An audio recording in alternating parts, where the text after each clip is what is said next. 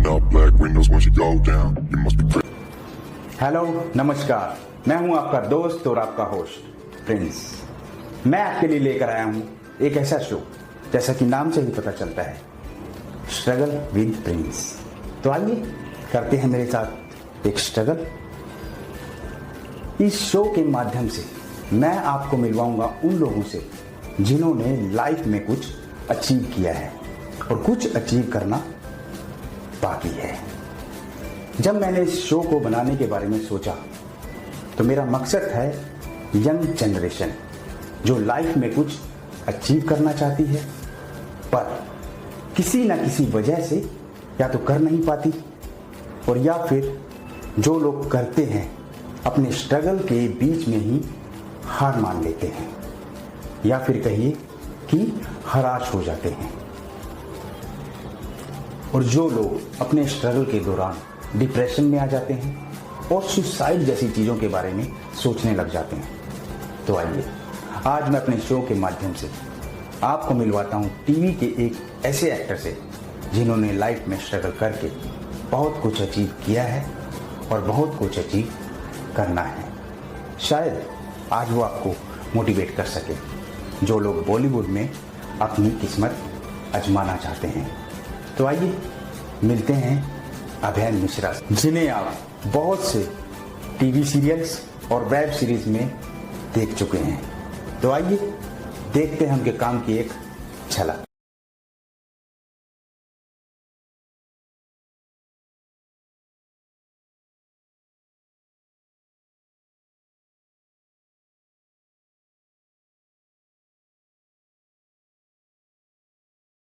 स्वागत है आपका हमारे शो में लाइफ स्ट्रगल विद प्रिंस में। तो सबसे पहले मैं जानना चाहूँगा कि आप कहाँ से हैं। सबसे पहले तो नमस्कार। और जैसे कि आपने पूछा कहाँ से हैं, तो मैं लखनऊ का रहने वाला हूँ, उत्तर प्रदेश का। जी। वहीं पैदा हुआ, वहीं बड़ा हुआ, स्कूलिंग वहीं से हुई और कॉलेज भी वहीं मैंने किया। हालांकि जो मेरा पैतृक गांव है, जहाँ के मेरे पुरखे हैं, वो काकोरी है। और आपने शायद काकोरी का नाम सुना होगा, काकोरी कांड। एग्जैक्टली। वो जो अंग्रेजों की ट्रेन लूटी गई थी क्रांतिकारियों के द्वारा, वो हमारे ही गांव के पास लूटी गई थी। ओके। तो लौटकर अपने ऊपर वापस आता हूँ। तो ग्रेजुएशन जो था मैं अपने लखनऊ शहर से ही कर रहा था। कुछ कारणों की वजह से, कुछ नेचुरल ऐसा सिनेरियो हो गया कि मैं मेडिकली अनफिट हो गया और मैं पेपर नहीं दे पाया। अच्छा। तो ये हादसा हुआ मेरे साथ। फिर मैं दिल्ली चला गया और वहाँ मेरे रंगमंच की शुरुआत हुई, प्रॉपर्ली जिसे कहूँ।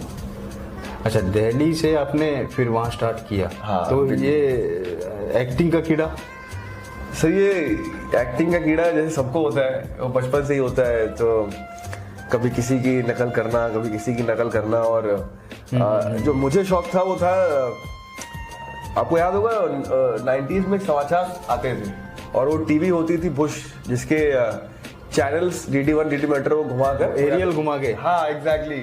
अच्छा, तो आप तब से हो? एक्चुअली तब से ये था कि वो टीवी को, मुझे ऐसा आदत थी कि टीवी को जब मम्मी ऑन करती थी और उसको DD1 खोलती थी तो समाचार आते थे। तो समाचार ऐसा मुझे उसकी अंदर से मुझे लगा कि मुझे भी ऐसा कुछ करना चाहिए। तो मेरी मम्मी मेरे कान घुमाती थी ऐसे करके, और जस्ट लाइक टीवी में स्टार्ट हो जाता था कि आज के मुख्य समाचार इस प्रकार है कि प्रधानमंत्री अटल बिहारी वाजपेयी आज लाहौर सम्मेलन के लिए गए। तो इस तरीके का मैं वो बचपन से करता था। मतलब आप दिल्ली आने का मकसद था कि पैसे वैसे कुछ कमा लें और मैं आपको संभालें। फिर रंगमंच करते करते एक ऐसा एहसास हुआ कि अब बहुत हो गया है, 3 साल हो गए दिल्ली में, 4 साल इनफैक्ट। तो रंगमंच ये जाते ही किया या फिर जॉब के बीच में, या मतलब आपने सोचा कि मैं बाद में कुछ करता हूँ? नहीं, जाते जाते सिर्फ एक काम था, भाई पैसे कमाने, जॉब पकड़नी है, 15-20 हजार जो जेब में आए वो आए। ये सब बात की बात है। और ये सब मैंने स्टार्ट किया है 2-3 साल बाद, जब मुझे ऐसा ग्रुप मिला, दोस्त यार बने मेरे। अच्छा। तो हम लोगों ने तब एक साथ इकट्ठे होके प्लेस करना और ये तब स्टार्ट। तो आपने थिएटर किया मतलब? हाँ। अच्छा, तो मुंबई का कैसे सोचा कि मैं अब तैयार हो चुका हूँ वहाँ पे, या फिर आपको किसी ने कहा कि अब आप तैयार हो कि अब आपको आगे जाना चाहिए? तैयार होना ना होना कोई बताने वाला था ही नहीं हमें। हमारे पूरे खानदान में, हमारी 7 पुश्तों में, हमारे इलाके में, हमारे पता नहीं कहाँ से आज तक कोई यहाँ नहीं आया।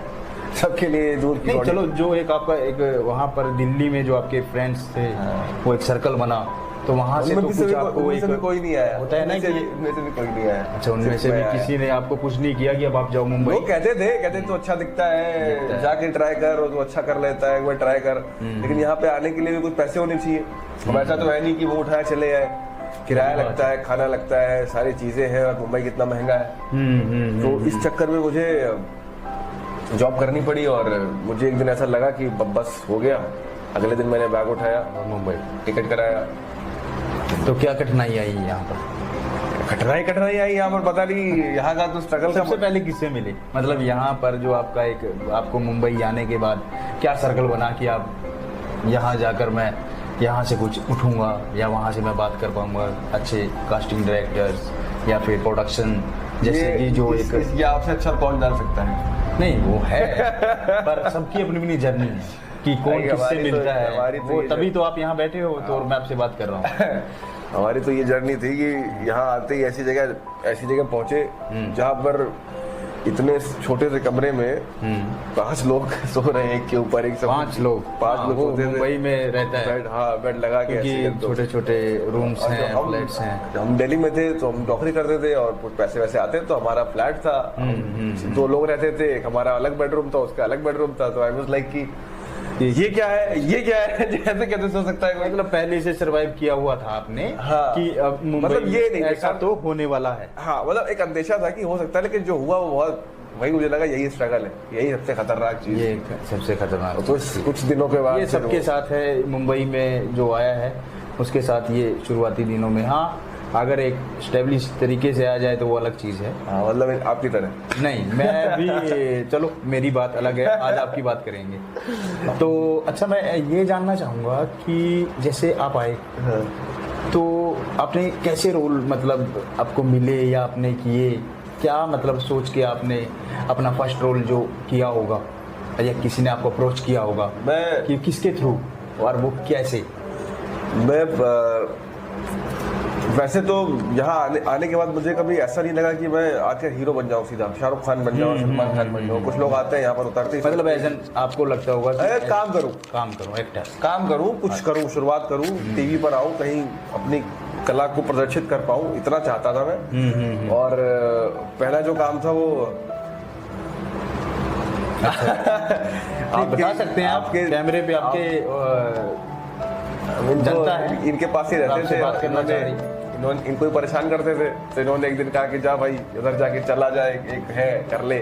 तो एक सीरियल आता था, उसका नाम नहीं, मेरे अलावा भी तो आपका कोई सर्कल होगा कि चलो हम थे, पर उसके बाद भी एक आप आदमी को रहता है ना कि मेरा एक क्राइटेरिया बड़ा होना चाहिए। तो वहाँ तो उसके बाद वो काम कास्टिंग डायरेक्टर होते हैं, तो इनका क्या आपको फायदा हुआ, रोल मिला या नहीं मिला, और कैसे रोल किया आपने उसके? हाँ, मतलब इसमें कोई बहुत वैसी बात नहीं, जो सबकी लाइफ में होता है, आते हैं कास्टिंग डायरेक्टर से मिलना पड़ता है। मेरे लिए अच्छा हो गया कि कुछ अच्छे दोस्त मिले आपकी तरह, जिन्होंने मुझे प्रोडक्शन हाउस दिखा दिए कि भाई यहाँ पर ये प्रोडक्शन हाउस है और ये बंदा है, काम करता है, इसका ये डिपार्टमेंट है, इससे मिल लो।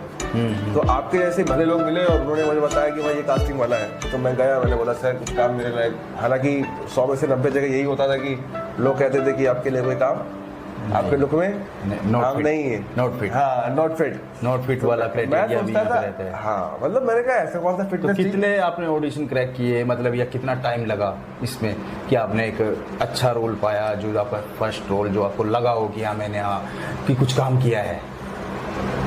रोल तो बहुत अच्छा नहीं था, लेकिन काफी दिन किया था। वो काम था मेरा ये है मोहब्बतें का। उसमें मैंने संजय का कैरेक्टर था एक, ठीक है, और वो लगभग मैंने उसमें शूट किया था 1 या 1.5 महीने शूट किया था। तो एक अच्छा ट्रैक था, मतलब हाँ, आपके वो पास ट्रैक था। मैं जो उसमें प्रतीक गांधी करके थे और वो उसमें नेगेटिव प्ले कर रहे थे, तो उनका मैं उनके द्वारा भेजा जाता हूँ भल्ला हाउस में। भल्ला हाउस शायद किसी को याद हो, सुना उन्होंने तो। अच्छा, मैं देखा वो कैरेक्टर, ठीक है। तो उसमें वो पहला था, और ऐसे ही ऐसे करते करते छोटे छोटे मैंने कैमियोज किए। मैंने अभय 2 वेब सीरीज जो थी उसमें मेरा छोटा सा एक कैरेक्टर था। और उसके बाद मैंने स्टेट ऑफ सीज की अक्षय खन्ना जी के साथ, उसमें भी एक छोटा सा कैरेक्टर है मेरा। मतलब सब ये आपने स्ट्रगल करके या फिर कास्टिंग डायरेक्टरों के थ्रू या फिर नहीं, ये सीधा सारा प्रोडक्शन से? नहीं, ये सारा काम कास्टिंग डायरेक्टर्स के थ्रू हुआ। कास्टिंग डायरेक्टर का कितना रोल होता है, रोल दिलवाने में या हटवाने में? जैसे होता है ना कि ये कास्टिंग डायरेक्टर की एक नज़र होती है कि भाई हाँ इस आदमी को पकड़ना है या छोड़ना है, वो क्या समझते हैं आपकी, उनका क्या रोल है? उनके मन की तो वही जाने, लेकिन जहाँ जैसे आपको इतना समय हो गया है, हाँ। मैं भी कितना समय हो चुका आपका? 5 साल हो गए मुझे। 5 साल हो चुके हैं। 19 में आया था मैं, और 4 साल हो गए। 23 चले, लॉकडाउन भी गया। हाँ, 2 साल का लॉकडाउन गया। तो उस दौरान मतलब कास्टिंग डायरेक्टर का क्या रोल है, आप क्या समझते हैं कि जो नए जनरेशन है हमारी यहाँ पर आती है, उनको क्या फ़ायदा मिलने वाला है या क्या उनको लॉस होने वाला है, या वो क्या आप इस बारे में बताना चाहेंगे?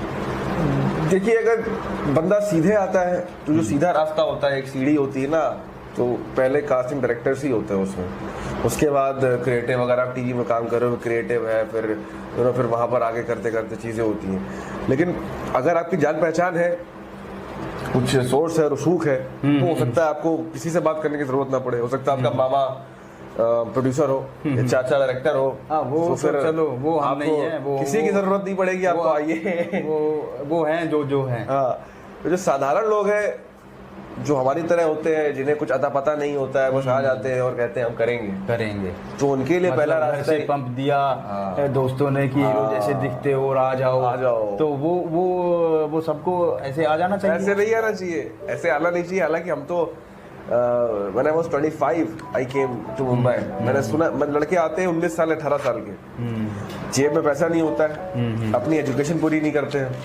ठीक है, सबसे पहले तो एजुकेशन पूरी होनी चाहिए। मैं ये नहीं कहता आपको PhD हो या फिर आपने एक्टिंग से रिलेटेड ही आपकी पढ़ाई हो, लेकिन पढ़ाई होनी चाहिए। एक अनपढ़ कलाकार सर्वाइव कर पाए, हाँ वो, लेकिन वो आपके क्राफ्ट में भी काम आती है। पढ़ा लिखा कलाकार और एक अनपढ़ कलाकार बहुत फर्क होता है। अच्छा, ये फर्क है? एग्जैक्टली। जो पढ़ा लिखा होता है उसके बात करने का लहजा, उसकी समझ, उसका जो एट्रीब्यूट्स होते हैं वो कहीं ना कहीं हेल्प करते हैं। तो पहले पढ़ना लिखना जरूरी है। और एक्टिंग में क्या पढ़ना लिखना जरूरी है कि आप क्या समझते हो कि उससे पहले कुछ कोर्स करना चाहिए? जैसे कि शाहरुख खान का नाम है, बैरी जॉन, ये सब, अनुपम खेर, आजकल कितनी एकेडमीज हैं, इनमें क्या जाना चाहिए बच्चों को? देखिए, एक्टिंग जो है वो इसका मतलब होता है टू डू, करना। तो ये सारी चीजें मैं ये नहीं कहूँगा कि ये करनी नहीं चाहिए या फालतू है। इनके करने का एक फायदा होता है। जैसे हर तरीके के साहित्य को या फिर किसी भी चीज को पढ़ने का एक फायदा होता है। आपको डॉक्टर बनना है तो आपको मेडिसिन पढ़नी पड़ेगी, है ना। इसी तरह एक्टिंग करना है तो कहीं ना कहीं तो आपको कुछ ना कुछ सीखना पड़ेगा। चाहे आप ऐसे एक्टिंग इंस्टीट्यूट में जाकर सीखें, चाहे फिर आप वो रंगमंच करें, या किसी के साथ आप एज एन एडी करके, मतलब आपको सीखना तो पड़ेगा, सीखना जरूरी है। चाहे वो कॉलेज हो, मतलब आपके एक्टिंग स्कूल्स हो, या NSD हो, या कोई सा भी हो, या फिर आपने एक चीज़ और मैं आपसे पूछना चाहूँगा कि जैसे यहाँ पर बड़े बड़े इंस्टीट्यूट खुले हैं, एकता कपूर, अनुपम खेर या फिर किशोर नमित कपूर, मतलब इनमें सीखने से कोई फ़ायदा मिलता है कि हाँ ये काम दिलवा देंगे बच्चों को, या फिर इनसे कुछ फ़ायदा अलग से मिल जाए कि आप क्या समझते हैं? मतलब आपके साथ तो वो लोग आपकी लॉबी में होंगे कि जो वहाँ से करके आए। हालांकि कुछ लोगों को वहाँ एक फायदा मिलता है कि वहाँ पर भिन्न भिन्न प्रकार के लोग होते हैं, और वो कहीं ना कहीं जब आप किसी बहुत अच्छे या बहुत नामी एक्टिंग स्कूल से काम करते हैं, और अगर आप एक प्रतिभाशाली कलाकार हैं, तो वही आपको रेफर कर देंगे कि जाओ ये इनसे मिलाओ। फिर आप उनका रेफरेंस दे दोगे कि मैं उनके यहाँ से करके आया हूँ और मेरे बारे में ये चीजें हैं और ये है, तो हो सकता है वो हेल्प कर दे। मतलब हो सकता है, मतलब जैसे होता है कि लेकिन 100 अगर बच्चे पढ़ रहे हैं, मेरी बात सुनिए, अगर 100 बच्चे पढ़ रहे हैं तो इनमें से 2 के साथ ऐसा हो सकता है, क्योंकि 2 ऐसे होंगे जो सुपर होंगे, बाकी सब एवरेज होंगे। तो जो बाकी 100 में से जो 98 बच्चे हैं, उनका क्या होगा, वो उनको देखना है। ऐसा नहीं होता जैसे एक तक पूरा है भाई, उसके पास तो सीरियल की भरमार, ऐसे नहीं होता। आपको ऑडिशन ना ऑडिशन तो देना पड़ेगा, क्रैक करना पड़ेगा। मतलब ये वाली बात नहीं है, ये वाली बात नहीं है। एक तक पूरा किसी की मौसी हो या फैमिली में हो सकता है मिल जाए। ऐसे तो फिर ऑडिशन जरूरी मस्ट। तो अच्छा ये बताइए भैया जी कि अगर लड़के लड़कियां आ रहे हैं, न्यू जनरेशन हमारी बॉलीवुड के पास आ रही है, तो कितना समय सोच कर आना चाहिए, या फिर एक आपको लगना चाहिए कि हाँ बस कि इतना तो ठीक है? कोई आपको लगता है कि इसकी सीमा है, या फिर आपको लगता है कि सीमा ही नहीं है? कि और क्या तैयारी होनी चाहिए उनकी, और क्या सोचते हैं आप? पहले मैं एक सवाल का जवाब दे दूं आपका कि इस सीमा कितनी है। उस सीमा का जवाब ये है कि सीमा नहीं है। अच्छा, ये आपको 2 महीने में भी आपको जो है एक काम दिला, अगर आप काम के पर्सपेक्टिव से देख रहे हैं। कुछ लोगों के लिए तो ये जीना मरने वाला चीज होती है कि उनको एक्टिंग नहीं करेंगे तो वो जी नहीं पाएंगे। बट जो काम का मतलब है, वो काम आपको 2 दिन में, 2 घंटे में, 2 महीने में, 2 साल में, 20 साल में भी नहीं मिल सकता। हो सकता है 40 साल लग जाए, और हो सकता है कल मिल जाए। तो समय की कोई सीमा नहीं है। जैसे आप नहीं, समय की सीमा नहीं है, पर इस तरीके से अगर यहाँ पर रहेंगे और काम ना मिले तो फिर क्या सोचा जाए? क्या सोच, उससे क्या फिर बने? ये तो फिर आपको अंदर से अपने आप या उनको क्या तैयारी करनी चाहिए भाई कि कुछ पहली बात तो कुछ ऐसा? पहली बात तो जब एजुकेशन कंप्लीट कर लेंगे आप, तो आपको इतना मोहताज नहीं, आप जो आपको लगे कि आपको थोड़ा ब्रेक लेना चाहिए, या फिर आप इस चीज के लिए नहीं बने, तो आप नौकरी कर सकते हैं, या आपका जो मन में आए वो कर सकते हैं। जरूरी नहीं है कि हर आदमी को ही सफलता मिले। कुछ बहुत सफल होके भी खुश नहीं है, कुछ को लगता है हमने कुछ कर लिया, वो उसमें खुश हो जाते हैं। तो जैसे मैंने कहा, समय की सीमा तो नहीं है। अगर आपके अंदर लगता है कि आई कैन डू इट, अगर आपको इतना कॉन्फिडेंस है, और ये भी ध्यान रखने वाली बात है, कॉन्फिडेंस ओवर ना हो जाए। एक अंदर एहसास होता है कि कि मैं ये कर सकता हूँ, तो उसके लिए अपना टाइम फ्रेम, हर बंदे का अपना टाइम फ्रेम होता है। किसी के पास 4 साल होते हैं, किसी के पास 5 साल होते हैं ट्राई करने के लिए। वो अपने जीवन का वही मैं पूछ रहा हूँ। हाँ, कि कितना ट्राई करने की सोचनी चाहिए, और कितने में क्या मिलना चाहिए कि हाँ मैं हो जाएगा? ये अपनी क्षमता पर डिपेंड करता है। क्षमता, मैं अपनी क्षमता है, अपना लक है। जैसे कि इस क्षेत्र में तो पूरा मैं कहता हूँ 70% लक का काम है। तो नसीब का तेज है, साथ में उसके पास क्राफ्ट भी है, वो तुरंत निकल जाएगा। जिसके पास नसीब कम है, हो सकता है उसको समय लग जाए। लेकिन अगर बंदा लगा रहेगा और उसको आइडिया है, एक आइडिया होता है कि हाँ ये चीज ऐसी होती है, तो जिसको आइडिया है ना एक्टिंग का, वो कर लेगा। अच्छा, हाँ सुपरस्टार नहीं बन पाएगा, लेकिन वो काम करके अपना पेट पाल लेगा, इतना मैं गारंटी देती हूँ। अच्छा, क्या बदलाव आया है कि लॉकडाउन से पहले और लॉकडाउन के बाद? लॉकडाउन मतलब की इंडस्ट्री आपको कैसी दिखती है, और क्या क्राइटेरिया बना है? क्या मतलब कि ऑडिशंस कैसे देने जाते हैं लोग, या क्या बदलाव आ रहा है? आप जैसे हम देख रहे हैं इंडस्ट्री में बदलाव आ चुके हैं। बदलाव तो पहले भीड़ लगती थी, पहले निकलते थे हम लोग सुबह तैयार होकर 10 बजे एकदम बाल एकदम सेट करके ये और चक्कर मारते थे भाई कि कहाँ अपना चेहरा लेके जाते थे, हेलो कुछ अवेलेबल है हमारे लिए, वो बोलते थे नॉट फिट। हम लोग कमरा बंद, फिर गाड़ी उठाई, फिर पीछे बैठे, फिर हेलमेट लगाया, फिर निकल लिए। तो ये होता था। अब थोड़ा सिनेरियो चेंज हो गया। अब आप घर बैठे हो, चाहे आप हिंदुस्तान के किसी भी कोने से बैठ कर एक ऑडिशन बना के भेज दो उनकी ईमेल आईडी पर। अच्छा, तो मतलब आने की जरूरत नहीं है मुंबई? हाँ, जरूरत ही नहीं आने की। मतलब जिसे किस्मत में लिखा है उसको तो फिर घर बैठे मिल जाता है। कई लोग आए ऐसे इंडस्ट्री में, जो इलाहाबाद से किसी ने ऑडिशन दिया, क्रैक किया, सीधा वो लीड कर रही है। ये भी तो कुछ लोग यहाँ आकर भी मतलब ये हो चुका है कि अब मुंबई में रहना जरूरी नहीं है। नहीं, बहुत जरूरी नहीं है, लेकिन हाँ अगर आपको, पर ऐसा जरूरी तब हो जाता होगा कि जब कोई रोल मिला हो, 2 दिन 4 दिन 6 दिन 8 दिन, तो उसमें क्या है? वो अपने एपेटाइट पे, अपनी भूख पर है। अगर आपको लगता है कि आप 2 दिन 4 दिन के लिए भी अब यहाँ आ सकते हैं, कर सकते हैं, वो करना है, आइए करिए। अगर आप तो फिर ये कैसे हो कि कोई इंसान वहाँ से ही लीड पकड़ लेगा? क्योंकि जैसा कि हम इंडस्ट्री को देखते हैं, तो इंडस्ट्री तो मानती है कि हाँ एक बार का एक्सपीरियंस होना चाहिए, या फिर हमारे पास वो सब चीज़ें। वही तो तुक्का है, उसी का तो परसेंटेज है 70% लक का। बाकी तो 30% आपकी क्राफ्ट है, 70% लक है। मैं उसी के लिए तो बोल रहा हूँ।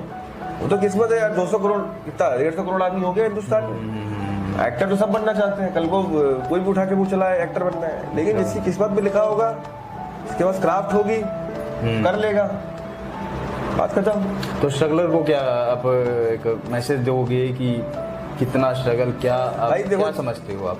जुआ समझते हो? जुआ है, लोग बहुत शेयर पे लगाते हैं। तो भाई असल मायने में तो ये जुआ है जिंदगी का, जुआ है जिंदगी, जुआ है। और ये भी मानते हैं कि कोई 5 या 4% लोग ही पूरे वर्ल्ड से लगा लो या कहीं से भी इंडिया से लगा लो तो यहाँ पर लोग आते हैं।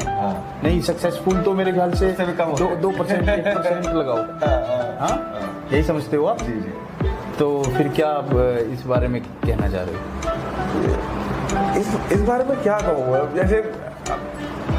जैसे शेयर्स होते हैं यार, कुछ लोग स्टॉप लॉस लगा देते हैं, तो अपना स्टॉप लॉस लगा के स्टॉप लॉस भाई तुम्हें लगा के आना है, लगा के आओ। ऐसे नहीं कि आपने सोचा कि मैं पूरी लाइफ यहीं पे स्ट्रगल करते हुए बिता दूं। स्टॉप लॉस भाई समझ के आओ। कुछ लोग होते हैं ऊपर नीचे खेलने वाले पूरा कि भाई या तो आर या तो पार तो अपनी अपनी सबको पता होनी चाहिए भाई कि हमारा स्टॉप लॉस क्या है। तो ठीक है, आज आपने अभय मिश्रा को सुना, तो जो भी नए लोग इंडस्ट्री में आने के लिए रेडी हैं तो सबसे पहले इन्हें सुने और उसके बाद फैसला लें। फैसला लेना बहुत जरूरी है।